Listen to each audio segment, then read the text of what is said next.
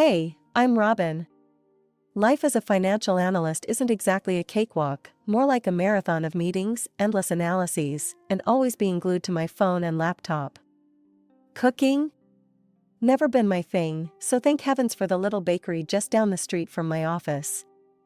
Mrs. Thompson, the saleswoman, must be pushing 60, but she's got energy that could light up the city. We hit it off from day one. She's the kind of lady who knows everyone by name and treats her customers like family. I guess you could say she became a sort of friend. One particularly chaotic Wednesday, I dashed into the bakery, desperate for a decent meal after back-to-back meetings had me missing lunch. The bell chimed as I pushed through the door, and there she was behind the counter, flashing her familiar warm smile. "Hey, Robin. The usual?" Mrs. Thompson called out as I approached, her voice cutting through the hum of other customers. "Yeah, that'd be great, Mrs. T," I replied, trying to return her smile but feeling the weight of the day pulling it down. "What's new with you?" "Oh, just the usual. But hey, speaking of new..." She leaned closer, dropping her voice to a conspiratorial whisper. "My son Tom's back in town. Handsome, just like his father was, God rest his soul, and single too. You should meet him, Robin. Just dinner. What do you say?" I hesitated, the idea of dating hadn't crossed my mind in ages, but Mrs. Thompson wasn't the type to give up easily. "All right, okay. Dinner. Why not?" "Great. He's here on Saturday. I'll tell him to meet you here at the bakery, say around 7? Her grin was infectious. Paying for my meal, I couldn't help but smile genuinely this time. Mrs. Thompson had a way of making you feel like everything was going to be okay. That Saturday, feeling a mix of curiosity and trepidation, I walked into the bakery. The smell of freshly baked bread calmed my nerves a bit. Tom was already there, sitting at a corner table. He stood as I approached, his smile easy and welcoming. "Robin, right? I'm Tom. Mom has told me so much about you," he greeted, his voice warm. We talked over dinner, and it was surprisingly easy. Tom was funny in a dry kind of way and listened more than he spoke, which was refreshing. By the time the evening ended, I found myself agreeing to see him again. No expectations, no pressure, just open to possibilities. Life after Tom and I started dating was like stepping into a calm after a relentless storm. It's funny how fast things moved, from casual dinners at that bakery to him throwing around words like forever and together. His mom, Mrs. Thompson, took to calling me her daughter right off the bat, which was endearing at first. A year zipped by, and next thing I knew, I was walking down the aisle with Tom, saying "I do" in a modest city hall ceremony. We settled into my tiny one-bedroom apartment right after the wedding. Cramped? Sure, but it was ours. Tom didn't mind the size, he said it felt cozy, like a love nest just for the two of us. His positivity was one of the things that made me fall for him. But life had a twist waiting just around the corner. My grandmother, the rock of my life, passed away unexpectedly. The grief was sudden and sharp, but in her will, she left me her house, a sprawling place that seemed too big for just Tom and me. At the funeral, Mrs. Thompson, eyes wide as she took in the grand old house, leaned over and whispered, "You lucky girl, inheriting such a mansion." A month after we moved into the grand house, I was still figuring out which light switches worked which lights when the doorbell rang one sunny Saturday morning. There stood Mrs. Thompson, her face set in determination, suitcases flanking her feet like loyal pets. "Robin, I've made a decision. I'm moving in. Gave up my apartment lease and everything," she announced without waiting for an invitation. I blinked, taken aback. What? Just like that?" She pushed past me into the foyer, her suitcases trailing. "Yes, just like that. This house is big enough for family, and where else would I be but with my son and you?" Tom, hearing the commotion, came down the stairs. "Mom? What's going on?" Mrs. Thompson smiled at Tom, all sweet and motherly. "Just think, Tom. I can help around, cook meals, be part of your everyday lives." Tom looked from her to me, clearly in a bind. Robin, it could be good. Mom's great around the house, and you know how busy we are. She could help out. I knew arguing in the moment was pointless. They were family, after all. All right, but we set some ground rules. This is our home, Mrs. Thompson. Your home too, now, but ours first. Of course, dear. You won't even notice I'm here, she chirped, already directing where to put her suitcases. The first few days were an adjustment. Mrs. Thompson took over the kitchen like a general leading her troops. Breakfasts were hearty, dinners were three-course meals, and the scent of baking became a constant. It wasn't all bad, though. Coming home to a cooked meal after a day of number crunching was a relief, I had to admit. Mrs. Thompson's takeover of our home wasn't gradual, it hit like a storm. A month into her living with us, she dropped another bomb. One morning, while I was still rubbing sleep from my eyes, she cornered me at the coffee machine with a bright, unsettling grin. Robin, I've got news. I quit the bakery, she chirped, as if she'd just won the lottery. I nearly spit out my coffee. You what? Why? Sweetie, I'm going all in on my own business. I'll be baking right here, taking custom orders for cakes and pastries. Isn't that great? This kitchen is a dream. Before I knew it, my once tranquil haven transformed into a bustling bakery shop. The kitchen counters, where I used to sip my morning coffee in peace, were now perpetually dusted with flour and cluttered with baking tools. The living room, my favorite spot to unwind after a long day's work, became a showroom and waiting area for Mrs. Thompson's parade of clients. My weekends, previously my sacred downtime, were now interrupted by the constant ding-dong of the doorbell, as strangers came and went, sampling pastries and filling my living space with chatter and crumbs. Tom seemed oblivious to my growing frustration. His job as a construction manager paid well, and he made sure everyone knew it by the way he spent on himself. Designer suits, shiny, expensive shoes, and memberships to high-end clubs were his new normal. One evening, as I tried to find a quiet corner in my own living room, Tom waltzed in, flaunting another shopping bag from some upscale boutique. Check this out, Robin. Got myself another pair of those Italian leather shoes. On sale, but still a bit of a splurge, he said, his face lit up with a boyish glee. I glanced at the bag, feeling the pinch of our skewed financial priorities. Tom, we talked about this. We need to save, not splurge. How many shoes does one guy need? He shrugged, his smile fading. I earn good money, Robin. Why shouldn't I enjoy it? Can't you just be supportive? Supportive was becoming a tall order. The next day, Tom approached me with another brilliant idea, his eyes avoiding mine.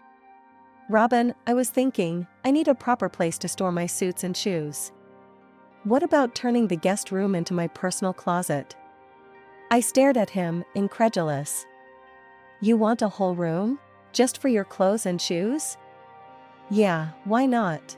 Keep things organized and neat. It'll be fine, he reasoned, as if the matter was already decided. I shook my head, feeling the walls of my own house closing in on me. It's not fine, Tom.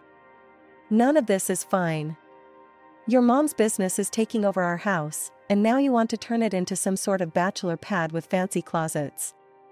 Where do I fit into all this? Tom paused, the joviality fading from his face as he realized the gravity of my frustration. I didn't think it was bothering you this much. Clearly, I sighed, walking away to find some semblance of peace in what little space of the house still felt like mine. Saturday mornings in our house used to be about lazy starts, strong coffee, and maybe a stroll in the nearby park. That was until Mrs. Thompson decided our home was also the perfect venue for her bakery's open days. Now, it's more like a bakery showcase, complete with strangers milling about and every room filled with noise. One Saturday, I trudged downstairs, greeted by the scent of fresh pastry and a living room so crowded you'd think we were hosting a concert. Mrs. Thompson was in her element, flitting between guests with trays of treats, her laughter almost too loud over the chatter. Robin, dear, come and meet everyone. They just love the croissants I baked this morning. she called out, not noticing my discomfort. I forced a smile, waving at the crowd.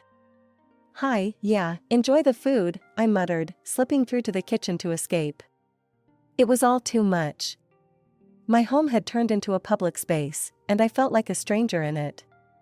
By mid-afternoon, the noise hadn't died down. I found Mrs. Thompson leading a group through the hallway, proudly narrating the history of the house as if it were a museum piece. And this lovely archway?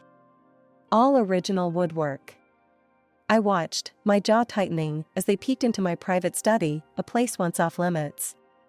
That was the last straw. Mrs. Thompson, can we talk? In private? I asked, pulling her aside into the study.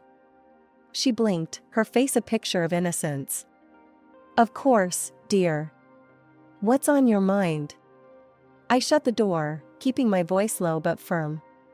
This has to stop. The open days, the tours. This is our home, not a bakery showroom. Her smile faltered, replaced by a crease of annoyance between her brows. Stop? But why? Everyone's having such a wonderful time. And it's good for business. It's not good for me, for us. I can't even relax in my own house. It's crowded, noisy, I didn't sign up for this, I argued, feeling my patience fray. Her eyes narrowed, a sharp edge slicing through her usual warmth. I see. Well, maybe Tom needs to hear about this. About how unsupportive his wife is. Are you threatening me?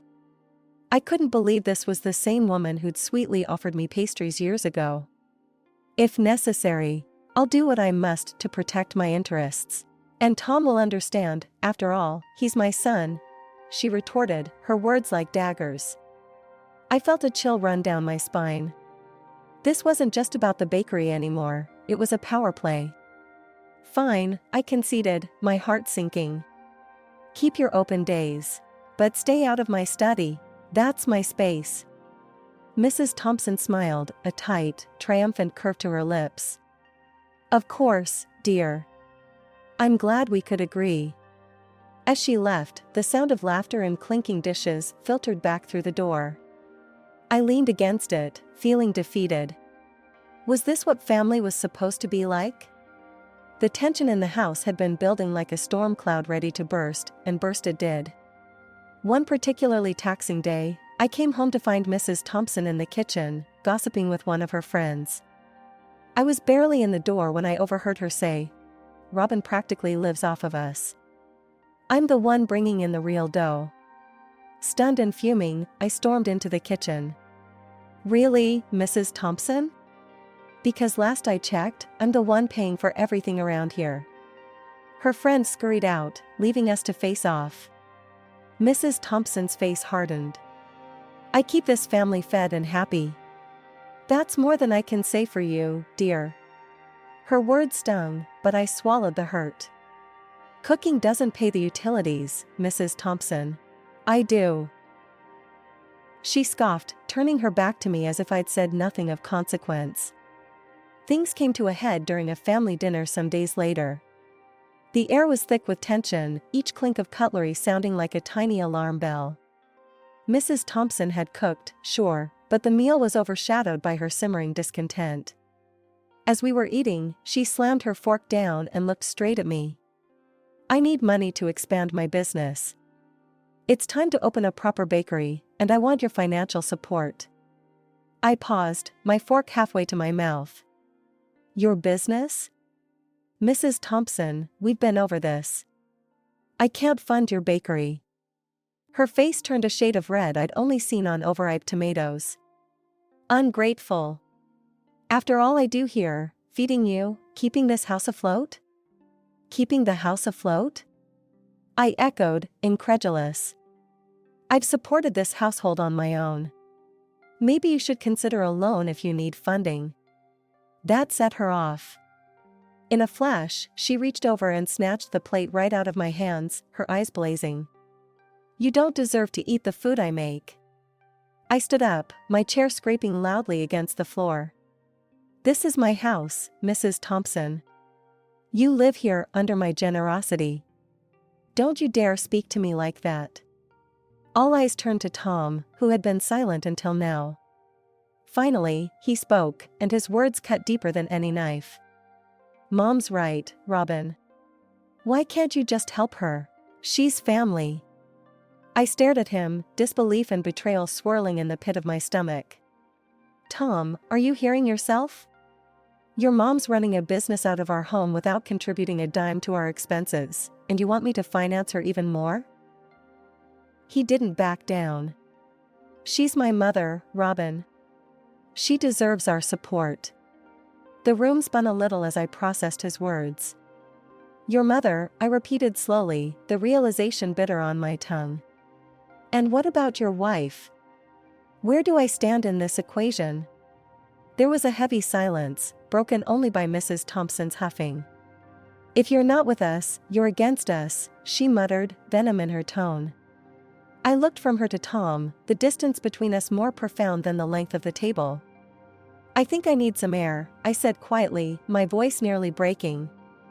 I staggered away from the table, barely making it to the living room before my knees buckled. Tom rushed over, his earlier anger replaced with concern. Robin, what's wrong? Are you okay? I shook my head, unable to speak through the waves of nausea and dizziness. Tom's voice, now edged with panic, seemed distant as he dialed for an ambulance. In the blur of sirens and paramedics, words like hypertension and stress floated around me. But it wasn't until a kind young paramedic gently suggested a pregnancy test that the real shock came. Positive. I was pregnant. Tom, who had been a bundle of nerves, broke into a huge, relieved smile when he heard the news. A baby! We're going to have a baby, Robin. His joy was infectious, even in the chaos, and for a moment, all the disputes seemed trivial. I'm sorry for everything earlier, truly. We'll fix this, he murmured, squeezing my hand as we headed to the hospital. Despite his newfound enthusiasm, Mrs. Thompson's demeanor hardly shifted. She remained cold, her congratulations stiff and forced. Determined to mend the fractured family dynamics, especially now with a baby on the way, I proposed a trip. Let's go on a trip, I suggested one morning. It might be good for us to get away. Mrs. Thompson, always keen on anything culinary, perked up. She pointed at the brochure of a national food festival in one of the countries spread on the kitchen table. Let's go to South America. This festival is famous. It could give me some new ideas, she said, flipping through the brochure with a rare flicker of approval in her eyes. So, I booked the tickets and chose the best hotel I could find, hoping luxury might smooth the remaining tension. However, the trip soured from the start. On the plane, Mrs. Thompson complained about everything from the flight duration to the turbulence. This is intolerable. How much longer? She grumbled, her voice loud enough for nearby passengers to glance over. Tom, trying to play mediator, only nodded along with her complaints, his earlier promises to support me seemingly forgotten. Upon arrival, the luxury hotel that looked so promising online was met with immediate criticism. This is what you booked? The service is atrocious, Mrs. Thompson declared as we checked in, her nose wrinkled in disdain. The culinary festival, the centerpiece of our trip, further fueled their dissatisfaction. This is nothing special. We could have stayed home for this, Mrs. Thompson complained after a day of tasting and exploring. Tom, echoing her every sentiment, spent more time soothing his mother's grievances than enjoying what the festival had to offer. Feeling increasingly isolated and unwell from the pregnancy, I retreated to our hotel room for the remainder of the trip, while they ventured out, spending lavishly, my money providing them with pleasures they didn't bother to appreciate. Returning to the hotel after another lackluster excursion around the city, Mrs. Thompson stormed into her room where I was basking under the cool air conditioner. You know, Robin, you've really brought us here for nothing, she snapped as soon as she saw me. Your constant sickness, all this nausea, you're just ruining this trip. I sat up, bracing myself against the wave of dizziness. But you wanted to come to this festival. I paid for this whole trip from my own personal. She cut me off, grabbing my wrist with a surprising strength, her nails digging into my skin. I don't care. Just go back home and stop ruining our vacation." With a forceful push, she shoved me out of the room and slammed the door in my face. Shaken, I returned to the room I shared with Tom, only to find my suitcase waiting outside the door. Confused and hurt, I knocked, and the door cracked open just enough for Tom to peer out, his expression hard and unsympathetic. "Robin, this isn't working. You're always sick, and it's exhausting. I can't handle this anymore," he said coldly. The door slammed shut, and I was left alone in the hallway, my suitcase beside me. With tears blurring my vision, I gathered my documents and belongings, leaving the hotel behind. During the flight home, my discomfort grew into acute pain, my stomach cramping severely. As soon as the plane touched down, I rushed to the hospital where the devastating news was confirmed: I had lost the baby. Recovering in the hospital, my phone was a constant buzz with missed calls from Mrs. Thompson. With a heavy heart, I called her back, not ready for another confrontation, but knowing I couldn't ignore her forever. "Robin, where have you been? Listen, we've been robbed at the hotel. They took everything, our money, our passports. We're stuck, and it's your fault. You need to fix this." Her voice was frantic, accusing. "I'm in the hospital," I said slowly, the weight of my own words sinking in. "I had a miscarriage." There was a pause on the other end, and then, "That doesn't matter right now. They've put us in jail after a misunderstanding at the hotel. You need to get us out of this mess." Her words struck me like a physical blow. I couldn't believe what I was hearing. Before I could respond, Tom took the phone from his mother. "Look, Robin, just do what you need to do to get us back. What happened to you? It's not as important as you think." His words chilled me to the core. "Not important? Tom, we lost our child." "Yeah, well, we need you to focus and help us now," he insisted, his voice devoid of any warmth. That was the moment everything became crystal clear. The lack of empathy, the selfishness, it was all laid bare. "I'm not going to help," I stated flatly. "You and your mother figure it out." Hanging up, I turned off my phone, the silence in my hospital room enveloping me. In that moment, something within me shifted, a deep, irreversible decision made. After being discharged from the hospital, I went straight home, the silence of the empty house both eerie and soothing. I drafted and signed the divorce papers, a symbolic severing of the ties that had bound me to a life of disappointment and betrayal. I then began the laborious process of gathering all the belongings of Tom and his mother. I piled their clothes, the luxurious suits, the baking paraphernalia, everything that reminded me of the past few tumultuous months, into boxes, and took them to a storage unit nearby. My next step was changing the locks on all the doors. 2 months slipped by, the routine of work providing a comforting rhythm to my days. Then, one dreary afternoon, I heard a key jangling unsuccessfully at the front door.